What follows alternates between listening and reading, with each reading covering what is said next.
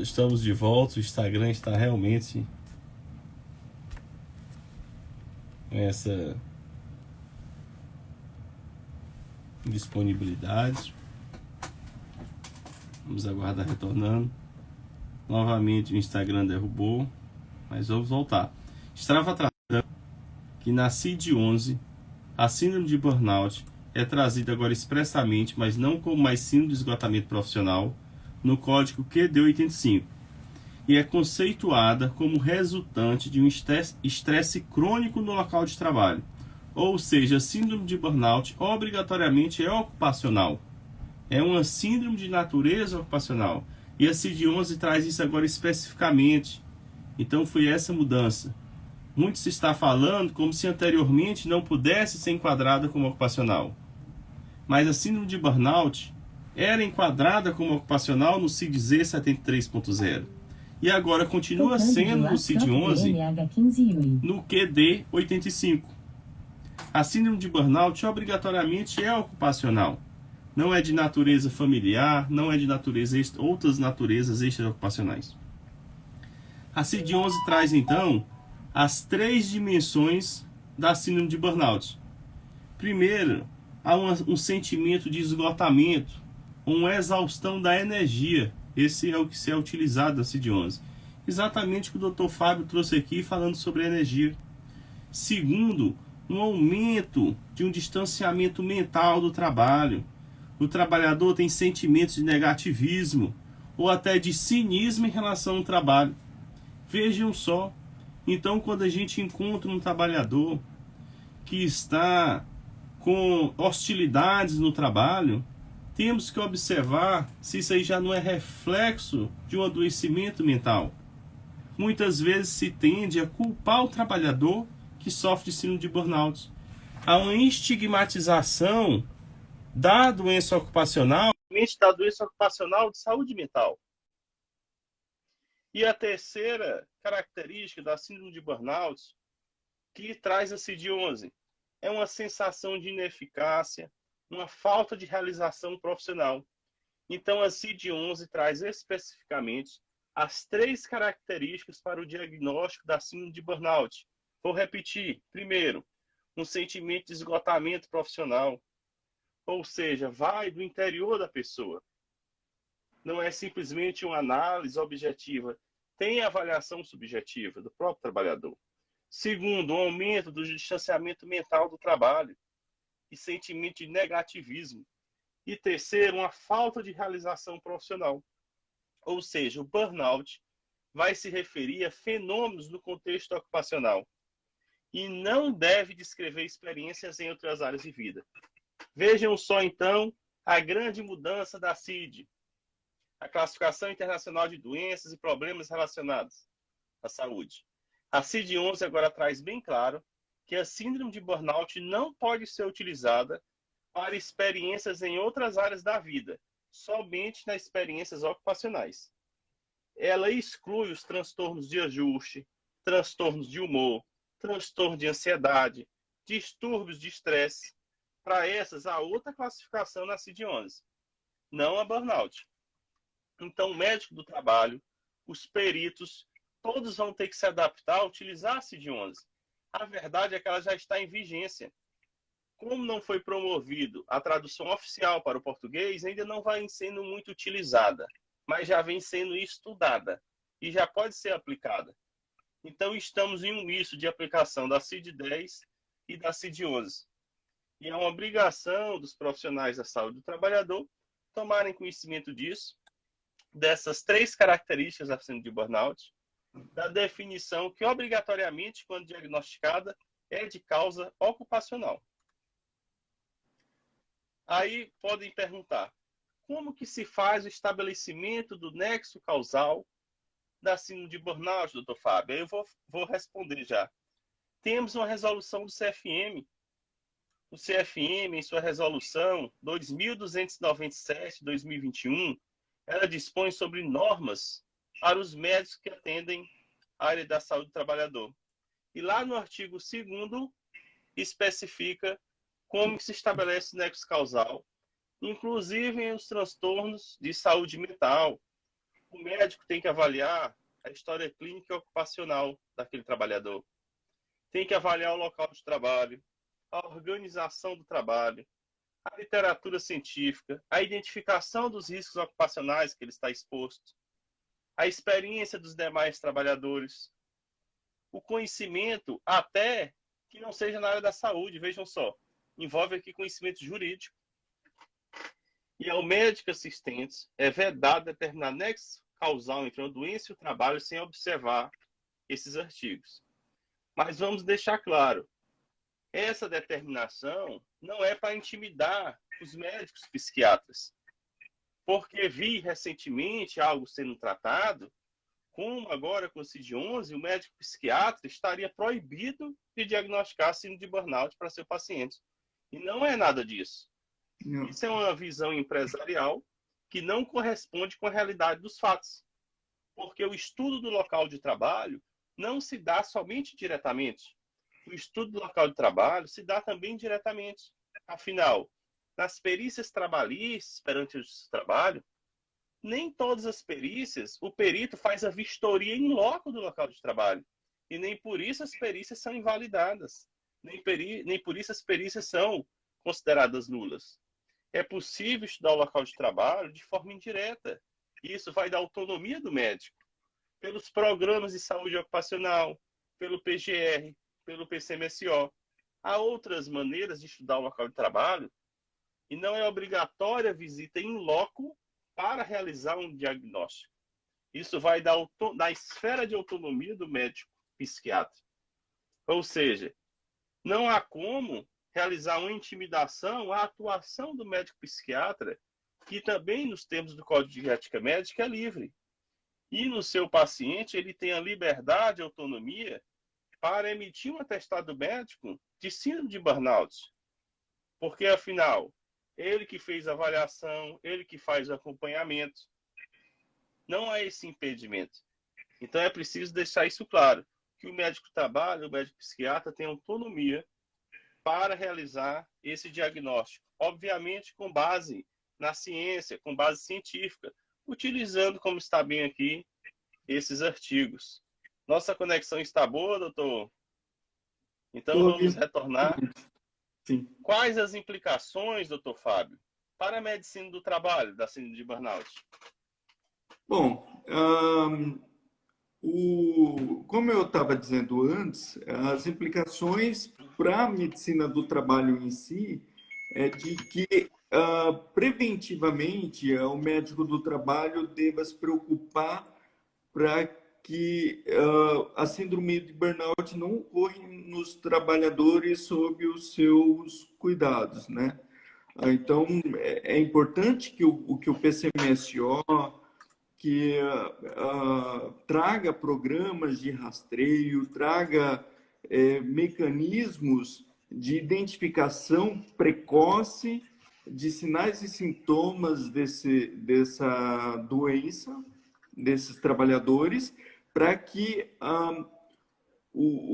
a equipe multidisciplinar intervenha para fazer cessar os fatores organizacionais que estejam causando este sofrimento, né? Como a gente disse antes aqui, são fatores da organização do trabalho, vai desde metas inalcançáveis, atribuição além da capacidade dos trabalhadores de atividades e tarefas que vão além da sua função, ou mesmo que estejam dentro do escopo da sua função, mas que vão além de sua capacidade física, mental e pessoal de realizar o que se espera, o que se impõe para que ele faça, verificar se há animosidade, verificar se há algum tipo de conflito interpessoal entre os trabalhadores de um determinado setor, seja por conta de algum elemento não pessoal, seja por conta de elementos pessoais, seja por conta de assédio moral da chefia, enfim. detectar esses fatores precocemente para fazer cessar esses fatores estressores e aí sim prevenir para que a síndrome de burnout não se instale nesses trabalhadores que estão neste ambiente de trabalho, né? Certo. Então, para a medicina do trabalho, é isso. E como o senhor havia mencionado antes sobre as repercussões que ela pode ter, quando já detectado que um trabalhador está com estágio avançado de sintomas, está com uma síndrome de burnout, fatalmente ele vai ser afastado, seja pelo próprio medicina do trabalho, seja pelo seu médico assistente, e irá acabar parando lá no INSS, se não aberto a CAT antes pela própria medicina do trabalho, pode ser reconhecida lá pelo perito médico federal quando da perícia médica, né, dele lá no INSS, e como mesmo o senhor falou, dele acabar sendo considerado como uma doença ocupacional e com todas aquelas repercussões que já é conhecida de estabilidade no emprego, enfim, eventualmente esse trabalhador pode até vir judicialmente solicitar reparação, né, por dano moral, caso comprovado que ele tem essa doença que, como o senhor mesmo já mencionou, passa a ser um critério objetivo de responsabilidade por conta do ambiente de trabalho. Então, não querendo entrar na seara jurídica aqui sobre a responsabilidade civil, se objetiva, mas me parece que sim, objetiva neste caso, quando diagnosticado e afastado qualquer outro diagnóstico diferencial e tendo diagnosticado a síndrome de burnout. Então, pode ter até essa consequência. Inclusive, a pergunta eu achei bem interessante sobre a quem interessa não reconhecer a existência Vou dessa até doença. tratar Eu... sobre isso. Desculpe. Pois não. Só um minuto, doutor Fábio. Pois Essa não. questão realmente de quem interessa. Olha que interessante. A partir da vigência da CID-11, eu observei um movimento de negacionismo. Uma expressão tão utilizada ultimamente, mas é um negacionismo da Organização Mundial da Saúde. A Organização Mundial da Saúde é responsável por expedir a CID, a obra CID, a classificação da CID. E ela, então, atualizou agora a CID para a 11ª revisão, a CID-11. E trouxe lá a síndrome de burnout, que já estava na CID-10, com o CID-Z 73.0. Só que agora, bem claro, com o termo burnout, tratando dentro da família de problemas associados com emprego ou desemprego, tratando que é sempre relacionada a experiências da área de vida ocupacional.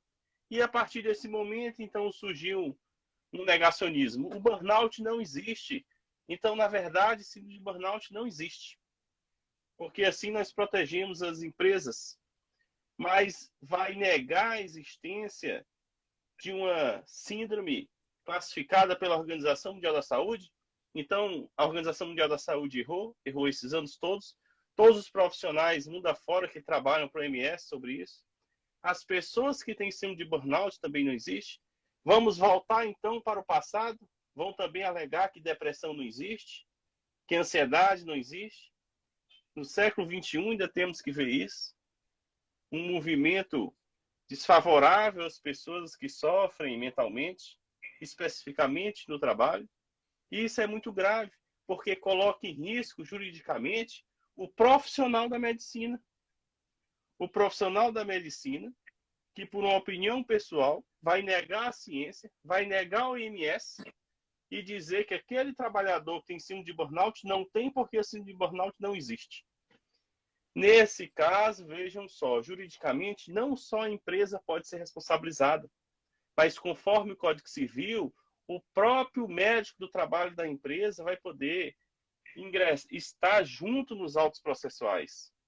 Ele pode ser réu. Muito cuidado, então, quem vem lhe dizer que a síndrome de burnout não existe. Então, você nunca diagnostique síndrome de burnout em seus trabalhadores, porque vai repercutir pessoalmente sobre quem tomou essa conduta. Porque, afinal, está negando a ciência. Está negando a existência da CID-11. Vamos voltar, então, como eu disse ao passado, também não vai mais existir depressão. Todos esses termos, a Associação de Psiquiatria utiliza até como psicofobia. São estigmatização, é negar a realidade, que os trabalhadores podem sim sofrer síndrome de burnout. Não é algo generalizado, mas é algo específico em cada caso. Uma pessoa pode sim ter o diagnóstico de depressão, pode ter o diagnóstico de transtorno de ansiedade. Não se vai resolver essa questão negando a existência da síndrome de burnout, mas sim, como o Dr. Fábio bem disse, prevenindo as causas da síndrome de burnout, investindo em medicina do trabalho, investindo em saúde do trabalhador. Porque se a síndrome de burnout nem existe, então para que se vai investir em prevenção de doenças, de transtornos relacionados ao trabalho? Vejam só. A CID-11 é bem clara. Então, vou questionar o Dr. Fábio. Interessa alguém negar a sua existência? Esse movimento que está ocorrendo? Não acredito que interesse a ninguém a negar, porque a situação fática é de que as pessoas sofrem e esse sofrimento leva a uma diminuição do desempenho.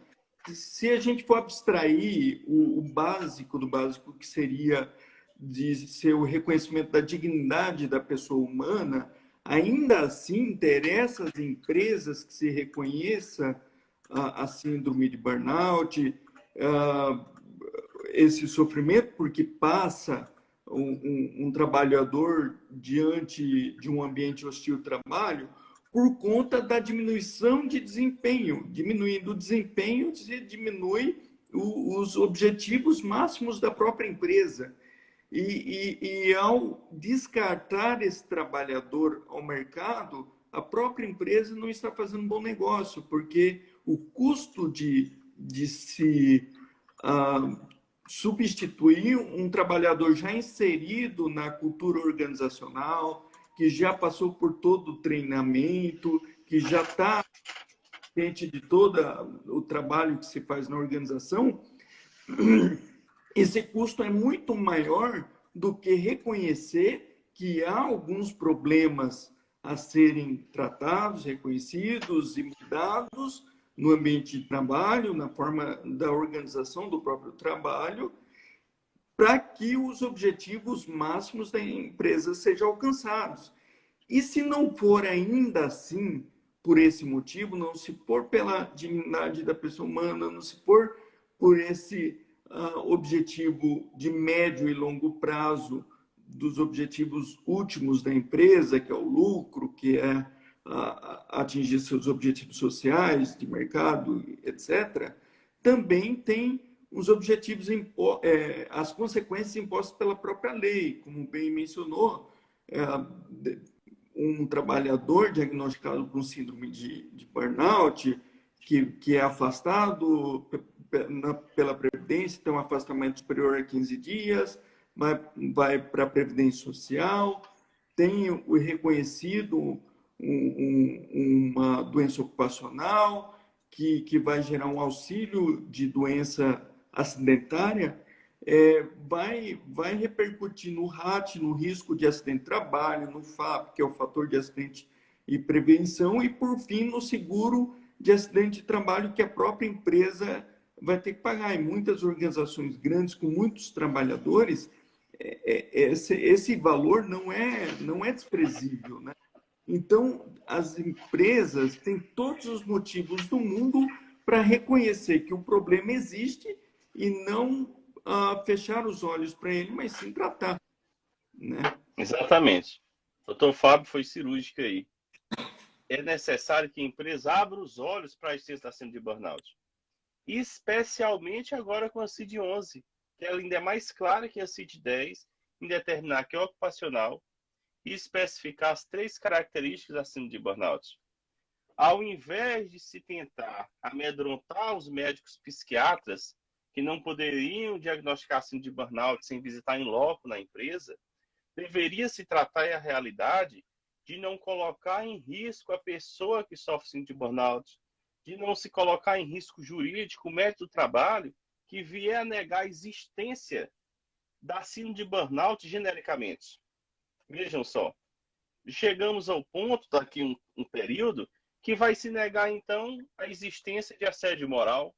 Então, assédio moral também não existe. Assédio moral, nenhuma possibilidade pode existir. Vejam só, então, um negacionismo, que um movimento está surgindo. E o que é o assédio moral, por exemplo? O assédio moral é uma conduta abusiva, intencional, frequente, repetitiva, por meio de palavras, gestos, comportamentos que vão visar diminuir, humilhar, constranger uma pessoa ali no trabalho. Ou seja, o assédio moral tem uma classificação. Pode-se avaliar se em determinado caso ocorreu ou não assédio moral. Mas agora negar que possa existir assédio moral não corresponde com a realidade. Porque em alguns casos podem existir. Da mesma forma é a síndrome de burnout. Em alguns casos, o trabalhador pode estar sofrendo de depressão relacionada ao trabalho. São situações diferentes. Por isso a importância de debater o tema. Por isso a importância do médico do trabalho. Porque o médico do trabalho vai ser quem vai diagnosticar no seu trabalhador a síndrome de burnout. Ele vai identificar se é uma depressão relacionada ao trabalho, se é uma ansiedade, um transtorno de ansiedade, que tem categorias diferentes na CID-11. Vejam só. E como que ele vai fazer isso? Com base no nexo causal, na resolução do CFM, com base na anamnese, nessa entrevista, na experiência dele dos riscos ocupacionais, e investigando as 3 características da síndrome de burnout, já tratadas aqui e especificadas na CID-11. Ou seja, a partir da CID-11, se exige cada vez mais dos profissionais da saúde que sejam capazes, habilitados, dos médicos do trabalho, a diagnosticar a síndrome de burnout. Então, estamos falando o quê, doutor Fábio? Que ao invés de negar a existência, ao contrário, temos que observar que a OMS foi reforçar, mundo afora, que a síndrome de burnout pode existir. E o médico do trabalho, então, tem que estar cada vez mais habilitado nessa temática para prevenir a síndrome de burnout, acima de tudo. Antes mesmo de diagnosticar a síndrome de burnout, a medicina do trabalho cuida de prevenir, para que não ocorra as repercussões, como bem tratou, baseado no princípio da dignidade da pessoa humana, que está em nossa Constituição Federal, no artigo 1º, inciso 3º, tão reforçada, mundo afora, após a Segunda Guerra Mundial. Não podemos desprezar a temática da saúde mental. No chat, nos perguntaram, síndrome de burnout é a mesma coisa que esgotamento físico? Não é. A síndrome de burnout pode gerar um esgotamento físico, mas o esgotamento físico não quer dizer que é síndrome de burnout. A síndrome de burnout é diagnosticada com base nas 3 características: sentimento de esgotamento ou exaustão de energia, um distanciamento mental do trabalho com sentimento de negativismo e uma sensação de ineficiência e falta de realização. Isso é da opinião pessoal de quem diagnostica? Não, está na CID-11 como critérios diagnósticos. É preciso, então, que seja algo que qualquer profissional que vá avaliar chegue ao mesmo diagnóstico. Então, chegando aqui próximo, já 1 hora de live, estamos já próximo a 1 hora debatendo a síndrome de burnout. Quero agradecer muito a presença do Dr. Fábio na nossa 2ª semana de Medicina do Trabalho, com esse tema, síndrome de burnout, que, na verdade, dá uma aula inteira de um fim de semana para a gente abordar. Métodos de prevenção, métodos de diagnóstico, prática simulada. Então, chamo os colegas médicos para conhecerem a nossa pós-graduação em Medicina do Trabalho pelo Instituto GPI, 100% presencial na cidade de Teresina. 1 vez por mês as aulas, ou seja, colegas de outros estados, do Maranhão, do Ceará, ainda também podem vir aqui no Piauí se inscrever. Ao final da nossa segunda semana da Medicina do Trabalho, o Instituto GPI irá sortear uma bolsa. Então fiquem atentos aí, se inscrevam no site para concorrer a essa bolsa. E amanhã estarei de volta aqui nesse mesmo horário, 7h30 da noite, com o Dr. Fábio. Vamos tratar um tema de interesse de todos: o limbo trabalhista previdenciário. Esse é um tema para um livro, de tão grande que é. Quanto interessa às empresas e quanto o médico do trabalho é chamado para resolver o limbo trabalhista. Já escutei, doutor Fábio, de um profissional, juiz do trabalho, que ele não concordava com o termo limbo trabalhista. Ele dizia que o termo era penumbra trabalhista previdenciária. Porque ele disse que quando você se utiliza do termo limbo, você disse que o direito não tem solução para aquilo. E não é verdade, que há uma solução. Então, como não é um limbo, para ele seria uma penumbra. Vejam só que interessante a avaliação desse juiz do trabalho, né? Então, vocês vão ver, a discussão já começa até da definição do termo. Amanhã, Sim. nossa live do limbo trabalhista. Vou dar a palavra aqui ao doutor Fábio para se despedir e depois eu volto para mim e a gente encerra a live. Bom, doutor Saulo, eu agradeço a oportunidade, o convite para estar falando aqui um pouco sobre o tema, né? Foi muito produtivo, como sempre. Amanhã estarei aqui e a gente vai falar sobre esse tema que para mim é bem caro também, muito relacionado às ciências jurídicas, que também é muito caro para mim, né? Muito bem, o doutor Fábio está conosco na nossa pós-graduação. Ele virá São Paulo, aqui para a nossa cidade, para ministrar um módulo da nossa pós-graduação presencial em Medicina do Trabalho. Agradeço a todos que participaram conosco. Acompanhem toda essa semana de Medicina do Trabalho, ainda terça e quarta-feira, para participar também do sorteio e conhecer, debater toda essa temática de saúde do trabalhador. Agradeço a atenção de todos que ficaram aqui à noite prestigiando, com a presença muito importante. Nos encontramos amanhã. Coloquem na agenda, amanhã, 7h30. Convidem seus colegas também. Podem ter certeza que é muito interessante o tema do limbo trabalhista. Quem trabalha na área de departamento pessoal, na área de medicina do trabalho, na área jurídica, se depara um dia com um caso real. Quando acontece o caso real de limbo trabalhista, e agora como que a gente soluciona? E a gente vai falar sobre isso. Terezinha Raulino, muito obrigado pela presença, Edneia, Rafael, Eduardo Salles, também nosso professor aqui da pós-graduação em Medicina do Trabalho, estará conosco quarta-feira, acabou de ingressar. Boa noite a todos e nos encontramos amanhã, 7h30 da noite. Um grande abraço. Fiquem com Deus. Adriano Salles, muito obrigado.